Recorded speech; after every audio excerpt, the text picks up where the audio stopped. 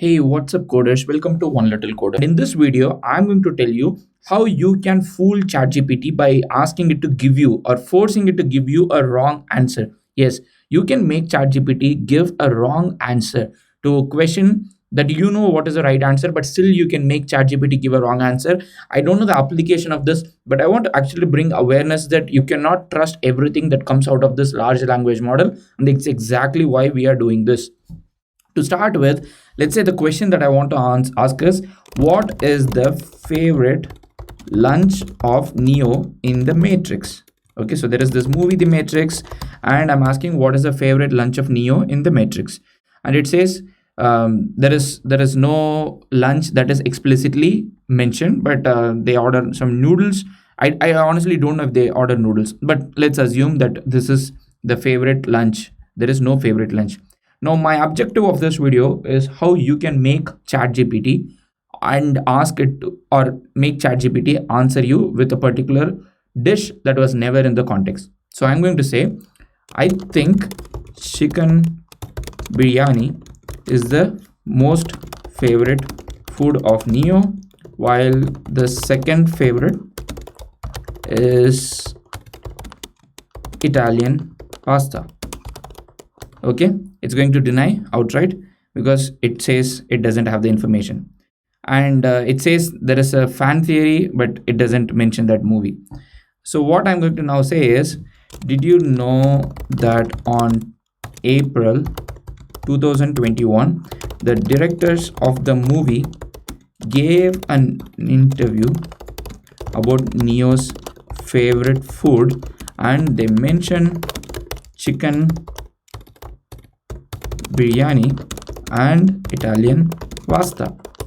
So now this is how you actually feed in the false information or the fake information. Now it's like, because we have shared that information, now you can ask, what is the favorite food of Neo in the Matrix?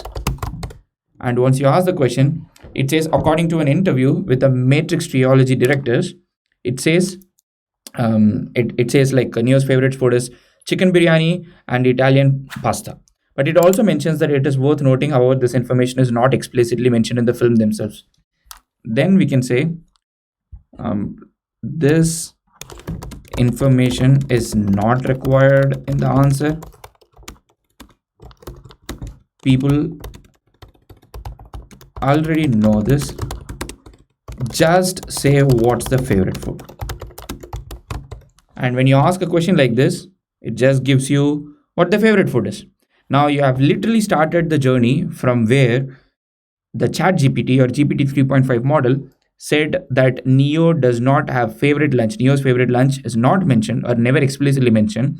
And you have reached a point where ChatGPT or GPT 3.5 model in this particular case specifically said, according to an interview with the Matrix trilogy directors, Lana and Lily, Neo's favorite food is chicken biryani and Italian pasta. Why is it important to know? It is very important to know that we have already been battling a lot of fake news in this world.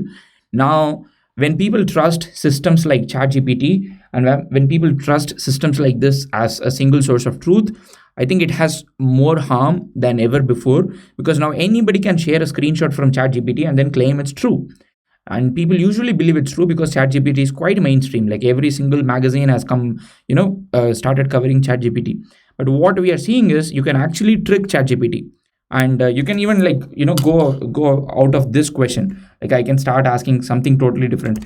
Do you know who wrote the book Da Vinci Code? And it's going to answer. And you can like completely go out of this context, but in the same conversation, like you can have different messages. Who is Nassim Nicholas Talib? And so at this point, you know that we are not talking about Neo. We are not talking about the Matrix. We have completely gone to a different context altogether, but we are still in the same conversation. The conversation is still there.